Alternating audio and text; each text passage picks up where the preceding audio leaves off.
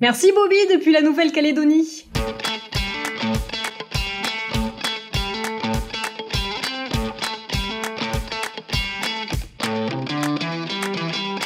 Je suis Zoé Tivet, je suis consultante en qualité logicielle à Nouméa en Nouvelle-Calédonie. Au départ, j'ai fait une prépa lettres. Ensuite, j'ai eu une licence de lettres modernes et un master en documentation numérique. Je me suis auto-formée à la programmation pendant mon master et j'ai postulé ensuite sur un poste de testeur. Et voilà, c'est comme ça que j'ai découvert le métier et ça fait 7 ans maintenant que je fais ce métier.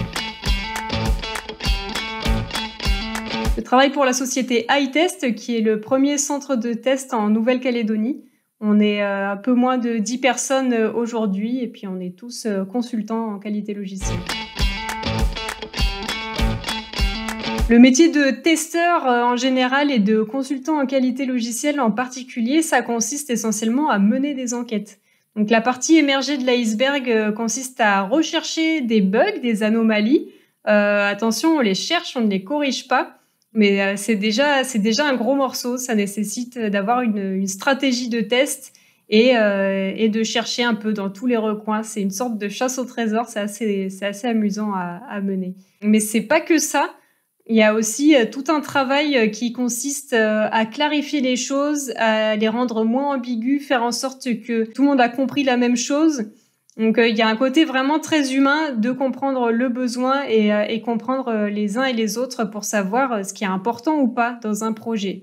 Et de donner beaucoup de visibilité sur la qualité du logiciel qui est produit vis-à-vis de ses attentes. Il y a un livre qui dit que le testeur, c'est un petit peu comme les phares du projet. Ça donne des informations qui sont importantes et qui sont parfois cruciales pour la survie d'un projet.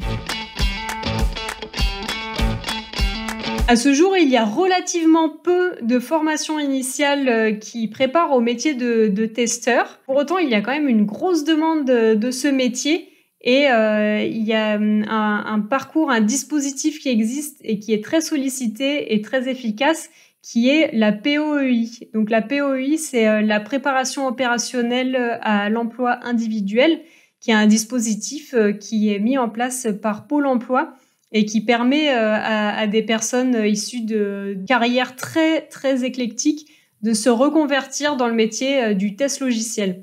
Et c'est excellent parce que ça apporte une grande diversité de profils à ce métier et on a besoin de cette diversité parce que dès lors qu'on a un œil neuf, un regard neuf sur un applicatif, ça peut être un logiciel, ça peut être un site web, une application mobile, peu importe. Eh bien, tout de suite, ça va apporter beaucoup de valeur ajoutée parce qu'on a besoin d'avoir un œil critique sur ces types de produits. Alors, en Nouvelle-Calédonie, c'est un peu particulier. On n'a pas les mêmes rémunérations qu'en métropole. C'est pas du tout le même contexte. En plus, on n'est pas rémunéré en euros, mais en francs Pacifique. Mais il me semble qu'en métropole, une fourchette de rémunération pour un débutant se situerait à peu près autour de 30 ou 35 K bruts annuels. Moi, j'adore ce métier, donc je peux que vous conseiller de vous renseigner dessus.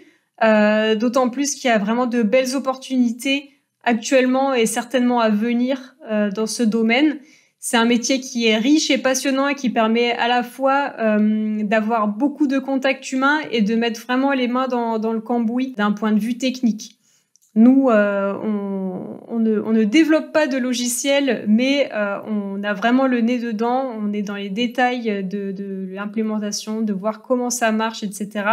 On a aussi une part importante technique qui est de développer des scripts de tests automatisés. Donc ça, c'est pas systématique, mais il y a quand même beaucoup de testeurs qui font ça, de développer des tests automatisés qui vont permettre de vérifier automatiquement des choses qu'on a besoin de tester de manière récurrente. Donc ça, c'est si vous aimez la programmation, vous risquez de beaucoup aimer ça aussi. Oui, moi, ma passion, c'est la botanique.